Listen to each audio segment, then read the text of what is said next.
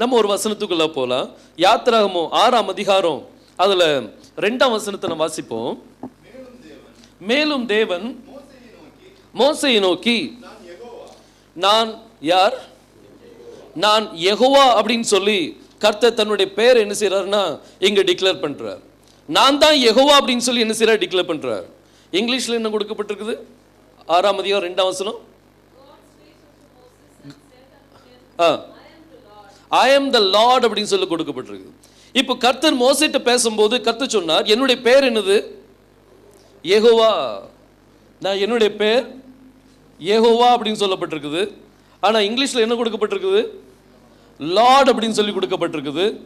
இன்னும் நீங்க இங்கிலீஷ்ல அதர் ஏதாவது இருக்குதா? நம்ம கிங் ஜேம்ஸ் வெர்ஷன் இருக்குதா? யார்ட்டையாவது வாசிங்க. கேஜிவில தானே? கேஜிவி நியூ வெர்ஷன் நினைக்கிறேன். ஓல்டு வெர்ஷன் யார்ட்டையாவது இருக்கா?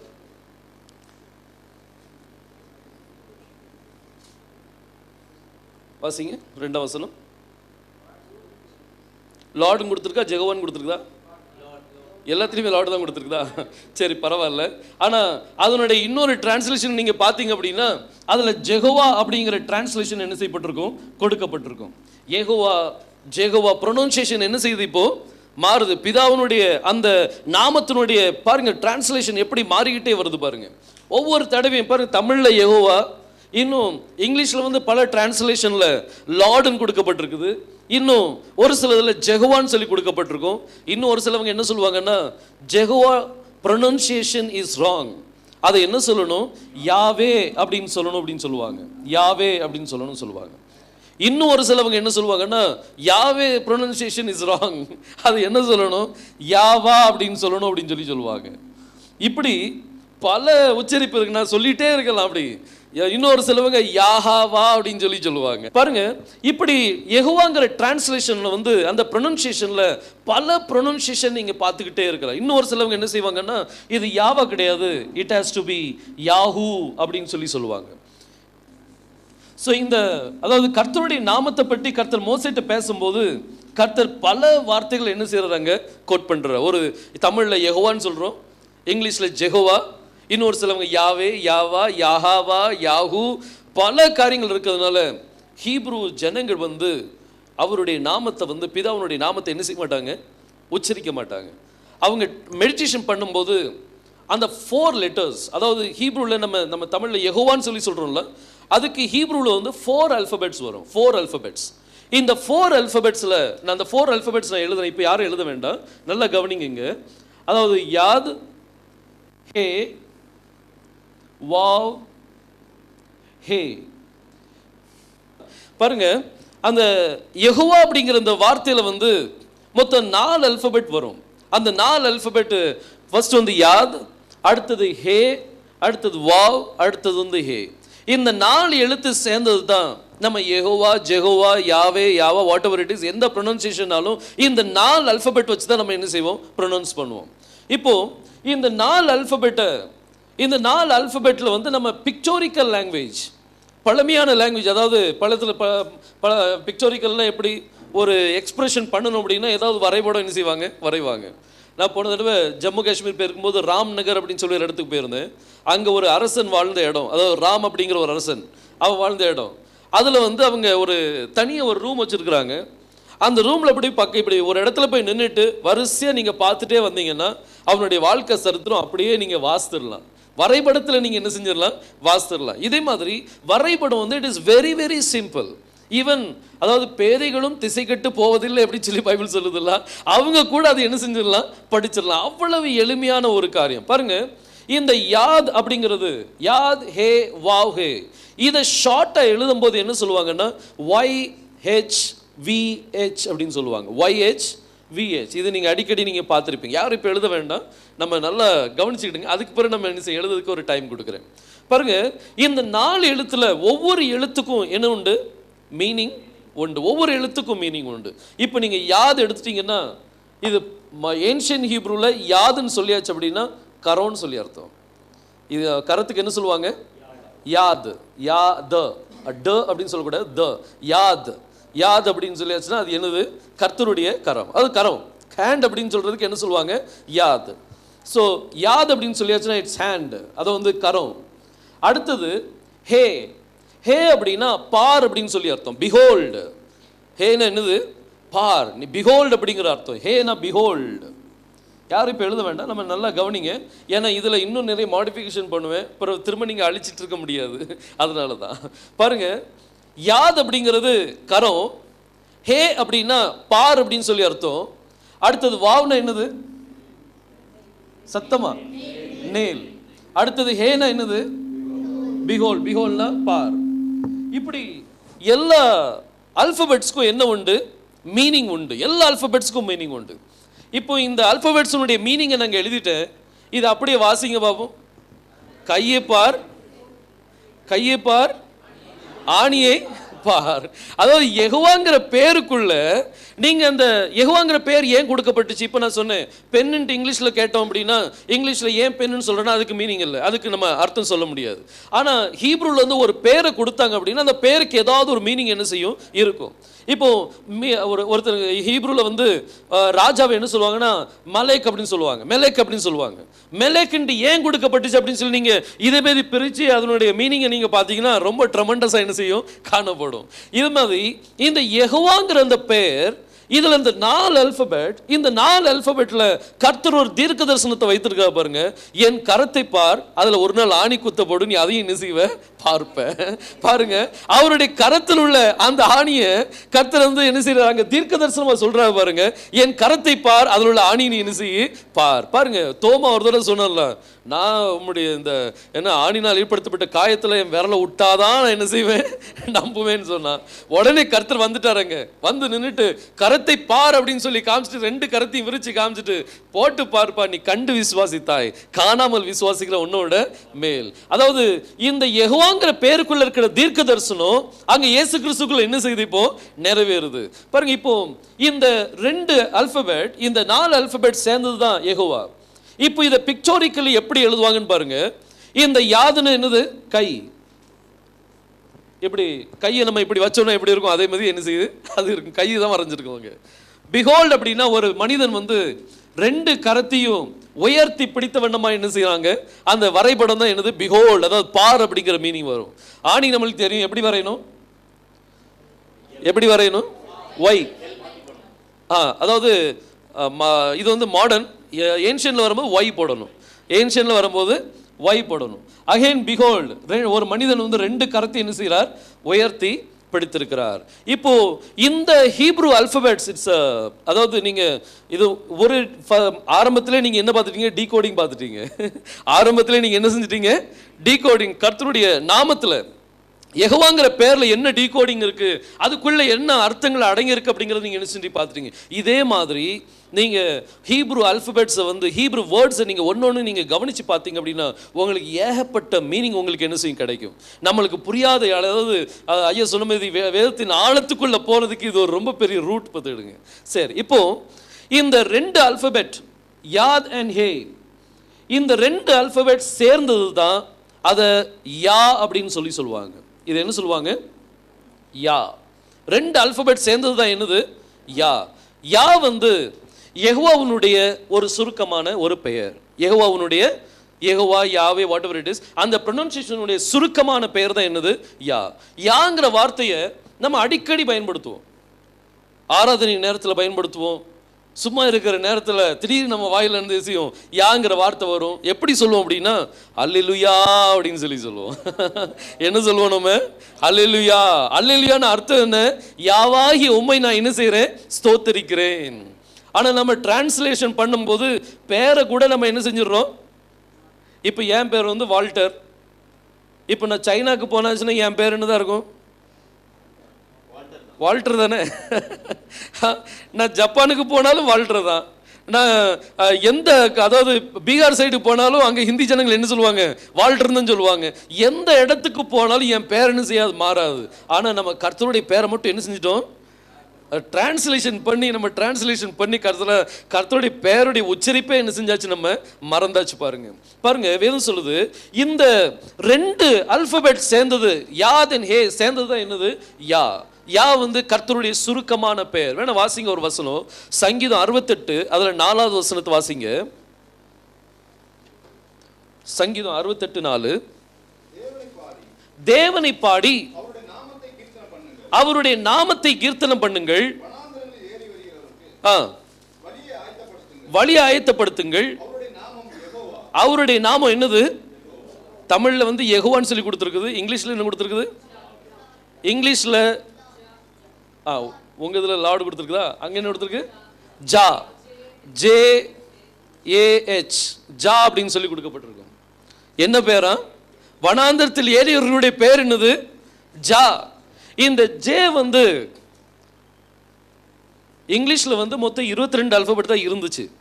1633 வரைக்கும் இங்கிலீஷ்ல வந்து 22 அல்பபெட் தான் இருந்தது. அதுக்கு பிறகுதான் 4 அல்பபெட் சேர்த்தாங்க. அதுல ஒன்று வந்து என்னது? ஜே. நீங்க பாருங்க, ஜெருசலேம் சொல்லி நம்ம இங்கிலீஷ்ல சொல்லுவோம். அது தமிழ்ல என்ன சொல்லுவோம்?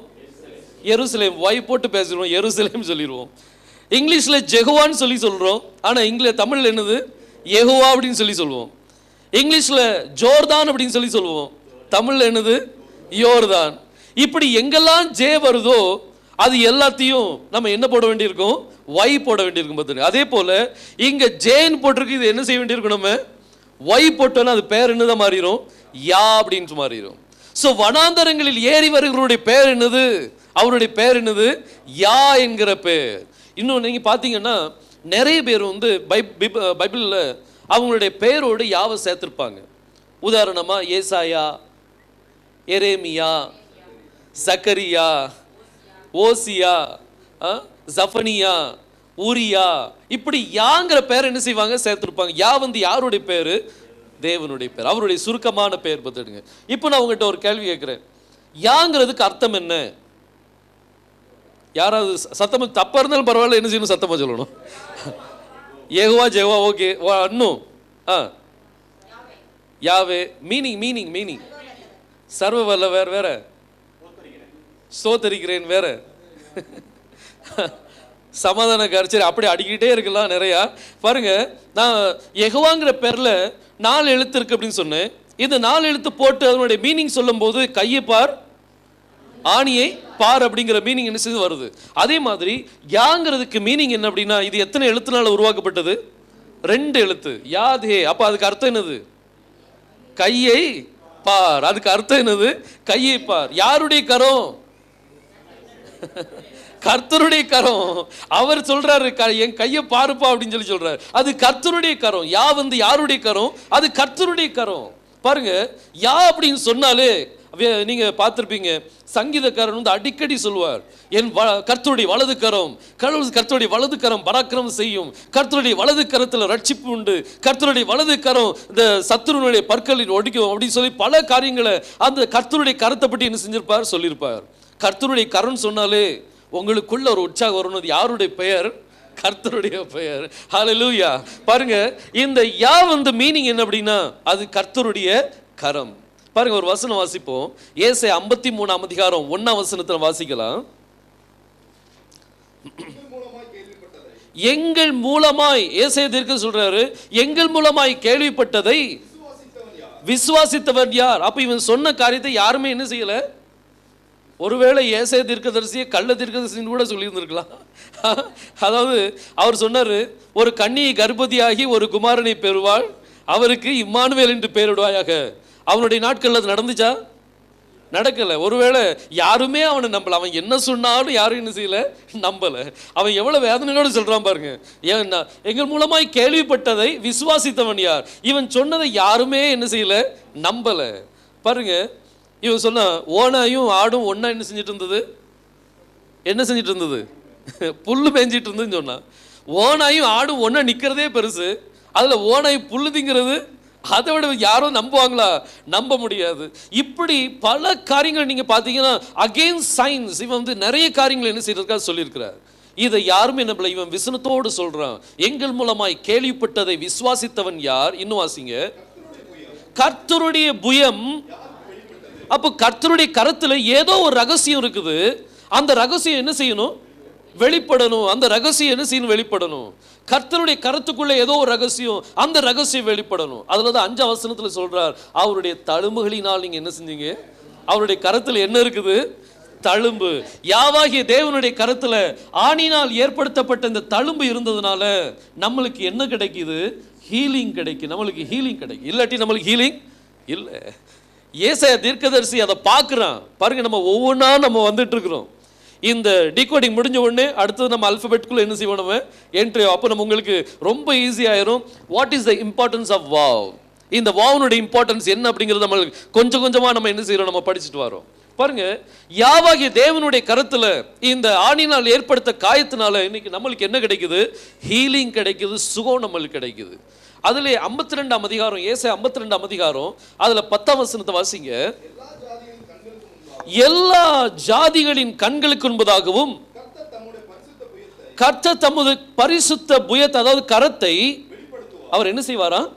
அதை மறைச்சு வைக்க மாட்டார். அதை என்ன செய்வார்? வெளிப்படுத்துவார். பூமியின் எல்லையில் எங்கும் உள்ளவர்கள் எல்லாம் அந்த கரத்தில் என்ன பார்க்க போறாங்க? ரட்சிப்பு பார்க்க போறோம். இன்னைக்கு நம்மளுக்கு ரட்சிப்பு எப்படி வந்துச்சு? யூதர்கள் அன்னைக்கு அவர் சிலுவையில் அறைந்ததுனால இன்னைக்கு நம்மளுக்கு என்ன கிடைச்சது? ரட்சிப்பு கிடையாது. அவருடைய கரத்தில் அந்த ஆணி ஏறினதுனால இன்னைக்கு நம்மளுக்கு ரட்சிப்பு கிடைச்சு. இல்லாட்டி நம்மளுக்கு ரட்சிப்பு கிடைத்திருக்காது. அவருடைய கரத்தில் என்ன குத்தப்பட்டுச்சு? அதாவது ஹீப்ரூல என்ன சொல்லுவாங்க? வாவ். என்ன சொல்லுவாங்க? வாவ் குத்தப்பட்டுச்சு. அதனால நம்மளுக்கு இன்னைக்கு என்னது? ரட்சிப்பு. சோ யாவாகிய தேவனுடைய கரத்துல இந்த ஆணி, அதாவது வாவ் குத்தப்பட்டதுனால நம்மளுக்கு என்ன கிடைக்குதா? சால்வேஷன் நம்மளுக்கு கிடைக்குது. பாருங்க, வாவுனுடைய இம்பார்ட்டன்ஸ் பாருங்க. வாவ் நம்மளுக்கு என்னெல்லாம் செய்யுது? we get healing through wow, we get salvation through wow. ஒவ்வொரு காரியத்திலும் இந்த வாவுனுடைய ரோல் வந்து ரொம்ப இம்பார்ட்டன்ட் ரோல் என்ன செய்ததுல இருக்குது. பாருங்க, இந்த சால்வேஷன் அப்படிங்கிற அந்த வார்த்தையை ஹீப்ரூல என்ன சொல்லுவாங்க அப்படின்னா ஷுவா அப்படின்னு சொல்லுவாங்க. SHUAH, ஷுவா. ஷுவான்னு சொல்லியாச்சுன்னா அது ஹீப்ரூல என்ன சொல்லுவாங்க? ஹீப்ரூல அதுக்கு அர்த்தம் என்னது? சால்வேஷன், ரட்சிப்பு. ரட்சிப்புங்கிற வார்த்தைக்கு ஹீப்ரூல என்ன சொல்லுவாங்க? ஷுவா. நீங்க கேள்விப்பட்டிருப்பீங்க, யெஷுவா அப்படின்னு சொல்லி கேள்விப்பட்டிருப்பீங்க. யெஷுவானாலும் என்னதுதான்? யெஷுவா. இந்த ஷுவாவுடைய ரூட் ஃபார்ம் வந்து என்னது அப்படின்னா யெஷுவா தான் ரூட் ஃபார்ம். அந்த ஷுவா அப்படின்னு சொல்லியாச்சுன்னா ரட்சிப்பு அப்படிங்கிற மீனிங் என்ன செய்யும் வரும். இப்போ யாவாகிய தேவனுடைய கரத்துல இந்த வாவுடைய காயம் இருந்ததுனால நம்மளுக்கு என்ன கிடைக்குது? சால்வேஷன் நம்மளுக்கு கிடைக்குது, ஷுவா நம்மளுக்கு கிடைக்குது. இந்த ஆணி இல்லாட்டி, வாவ் இல்லாட்டி ஷுவா இல்லை, கிடைக்காது. நம்மளுக்கு வாவ் இல்லாட்டி ஷுவா கிடைக்காது. அப்போ இந்த வாவ் எவ்வளோ இம்பார்ட்டன்ஸ் பாருங்க. இன்னைக்கு ஒரு சிலவங்க இந்த வாவை என்ன செய்வாங்க? எடுத்து போடுவாங்க. ஆனால் நம்ம என்ன செய்ய முடியாது? எடுத்து போட முடியாது. ஏன்னா கர்த்தர் சொன்னார், என் கரத்தை பார், ஆணியை பார். அப்போ நம்ம என்ன செய்யணும்? ஆவியானவர் சொல்றாரு, கரத்தை பார், ஆணியை பார்னு சொல்றாரு. நீ ஆணியை பார்க்காதன்னு சொல்லி நான் சொன்னேன்னா அப்போ எனக்குள்ள என்ன ஆவி இருக்குது? சரியான ஆவி இல்லை. பாருங்க, இந்த யாவுடைய கருத்தில் இருந்த ஆணி, அதாவது வாவ் இருந்ததுனால அது நம்ம என்ன சொல்றோம்? நம்மளுக்கு ரட்சிப்பு நம்மளுக்கு கிடைக்குது. இப்போ இந்த வாவ், இந்த எழுத்தை எப்படி உச்சரிப்பாங்க? இப்போ என்னுடைய பெயர் வந்து வால்டர். ஆனால் எழுதும்போது எப்படி எழுதுவேன்னா WALTERன்னு எழுதுவேன். அப்போ உச்சரிக்கும் போது WALTERன்னு சொல்கிறோமா? இல்லை. அந்த டபிள்யூக்கு ஒரு உச்சரிப்பு இருக்கு. அதே மாதிரி இந்த வாவுக்கு வந்து ஹீப்ரூல ஒரு சில உச்சரிப்பு கொடுத்துருக்காங்க. ஓன்னு சொல்லி உச்சரிக்கலாம், அல்லது யூன்னு சொல்லி உச்சரிக்கலாம், அல்லது VA அப்படின்னு சொல்லி என்ன செய்யலாம்? உச்சரிக்கலாம். இப்போ இந்த இடத்துல இந்த வாவுனுடைய உச்சரிப்பை நான் வந்து ஓ அப்படின்னு சொல்லி போடுறேன். யா ஓ ஷுவா. இதை உச்சரிக்கும் போது என்ன பேர் வருது? யெகோ ஷுவா. யெகோ ஷுவா வந்து நம்மளுடைய இரட்சகருடைய உண்மையான பெயர். நம்ம சுருக்கமா இயேசுன்னு சொல்லி சொல்றோம். தமிழ்ல என்ன சொல்றோம்? நம்ம இயேசுன்னு சொல்லி சொல்றோம். அது இங்கிலீஷ்ல என்ன சொல்றோம்? இயேசுன்னு சொல்றோமா? ஜீசஸ். உச்சரிப்பு மாறிடுதுல்ல. ஒவ்வொரு மொழியிலும் நீங்க பாத்தீங்கன்னா உச்சரிப்பு மாறிட்டே இருக்கும். நீங்க அஸ்ஸாமுக்கு போயிட்டீங்கன்னா அவங்க ஜிசு அப்படின்னு சொல்லுவாங்க. ஜிசு. கொங்கன்லையும் ஜிசு அப்படின்னு சொல்லி சொல்லுவாங்க. ஒவ்வொரு இடத்துலையும் மாறிட்டே இருக்கும் போதுங்க. ஈவன் உருதுல என்ன சொல்லுவாங்க? ஈசா. ஈசா. சுருக்கி சுருக்கி கடைசியில் ஈசா வரைக்கும் நின்று அதுக்கு மேல நம்ம சுருக்க முடியாது. அதுக்கு மேல சுருக்க முடியாது. யெகோஷுவாங்கிற பேரு யெஷுவாவா மாறி யேசுவாஜி இயேசுவாஜி இப்போ ஈசால வந்து நிற்கிறோம். இதுக்கு மேல நம்ம என்ன செய்ய முடியாது? சுருக்க முடியாது. பாருங்க, அவருடைய ஏசப்பாவுடைய ஹீப்ரூல அவருடைய பேர் என்ன அப்படின்னா யெகோஷுவா. அந்த பேர்லயே அர்த்தங்கள் இருக்கு பாருங்க. யா வந்து நம்மளுக்கு என்னத்தை கொடுக்கிறார்? ரட்சிப்பை கொடுக்கிறார். யாவாகிய தேவன், அதாவது யெகோவா என் ரட்சகர் அப்படிங்கிற மீனிங் அந்த ஹீப்ரு அல்பபெட்ஸ்ல என்ன செஞ்சுட்டு வந்துட்டு கர்த்தர் சொன்னார்ல, நான் என் பிதாவிலிருந்து வந்தேன், I proceeded out of my father and I go back to my father. அவர் எங்க இருந்து வந்தாரா? பிதாவிலிருந்து வந்தார், பிதாவுக்கு என்ன செய்கிறார்? திரும்புறார். அவர் பிதாவில இருந்து வந்தாருன்னா அவருடைய பெயரும் எங்க இருந்து வரணும்? பிதாவுடைய பெயர் என்னது? கையைப்பார் ஆணியப்பார். அவருக்குள்ள இருந்து யாருடைய பெயர் வருது? இப்போ யெகோஷுவாங்கிற பேர். இது எங்க தான் ரிட்டர்ன் ஆகும்? அங்கதான் ரிட்டர்ன் ஆகும். பாருங்க, ரெண்டும் ஒண்ணுக்கு ஒண்ணு எப்படி இருக்குது? மிக்ஸ் ஆயிருக்கு. கர்த்தர் சொன்னார்ல, பிதா என்னிலும் நான் உங்களிலும் நீங்கள் என்னிலும் நிலைத்திருப்பதை அந்நாட்களில் என்ன செய்வீங்க? அறிவீங்க. ரெண்டும் என்னதாயிருவாங்க? மிக்ஸ் ஆகுது. பாருங்க, ரெண்டும் என்ன செய்யறாங்க? நான் பிதாவிலிருந்து வந்தபடியால் நான் பிதாவுக்கு என்ன செய்யறேன்னா திரும்புறேன். பாருங்க, இந்த பெயர் ரொம்ப முக்கியமான ஒரு காரியம். இந்த அதாவது இஸ்ரவேல் ஜனங்கள் பிதாவுனுடைய பெயரை எப்படி உச்சரிக்கணும் அப்படிங்கிறத அவங்க என்ன செஞ்சுட்டாங்க? மறந்துட்டாங்க. இப்போ நீங்க பாத்தீங்கன்னா கிங் ஜேம்ஸ்காரங்க வந்து இப்போ புதுசா ஒரு நியூ எடிஷன் வந்து வெளியிட்டிருக்கிறாங்க. அந்த நியூ எடிஷன் பேர் வந்து RNKJV, revised name king James version அப்படின்னு சொல்லி விட்டுருக்காங்க. இதுல வந்து இப்போ வேர்ல்டு வைட்ல இந்த யெகோவாங்கிற பேர்ல பெரிய ஒரு குழப்பம் இருக்கிறதுனால அவங்க என்ன செஞ்சிட்டாங்க அப்படின்னா, அந்த 4 எழுத்து ஹீப்ரு எழுத்து 4 எழுத்தை அப்படியே ஹீப்ரூவில் அவங்க என்ன செஞ்சிட்டாங்க? போட்டுட்டாங்க. நீங்கள் எப்படி உச்சரிக்கணும்னாலும் என்ன செஞ்சுடுங்க? உச்சரிச்சுடுங்க, என்ன ஆளை விடுங்க அப்படின்னு சொல்லிட்டான். அதுமாதிரி புதிய ஏற்பாட்டில் நீங்கள் பார்த்தீங்கன்னா எங்கெல்லாம் ஜீசஸ்ன்னு எழுதியிருக்குதோ எல்லா இடத்துலையும் யெகோஷுவான்னு சொல்லி என்ன செஞ்சுட்டாங்க? எழுதி வச்சுட்டாங்க. அந்த ஒரிஜினல் பேரை என்ன செஞ்சுட்டாங்க? போட்டு வச்சுட்டாங்க. பாருங்க, இந்த மாடிஃபிகேஷன் வந்து இப்போ ஸ்லோவா என்ன செஞ்சுட்டு இருக்கு? அது நடந்துகிட்டே இருக்குது. இப்படி இந்த கர்த்தருடைய நாமம், அந்த நாமத்துக்குள்ள டீகோடிங் பண்ணீங்கன்னா உங்களுக்கு எவ்வளவு அருமையான காரியங்கள் கிடைக்கும். இந்த வாவ் வந்து தட் இஸ் வெரி இம்பார்ட்டன்ட். இந்த வாவ் உங்களுக்கு என்ன கொடுக்குது? ஹீலிங் கொடுக்குது. இந்த வாவ்னால நம்மளுக்கு என்ன கிடைக்குது? சால்வேஷன் கிடைக்குது. So wow is very very important. அது உங்க மனசுல நல்லா என்ன செய்யணும்? பண்ணிடணும். ஆணினா ஆணி மீது என்ன செஞ்சிடணும்? நம்ம தலையில உட்கார்ந்துடணும். இதை எழுதி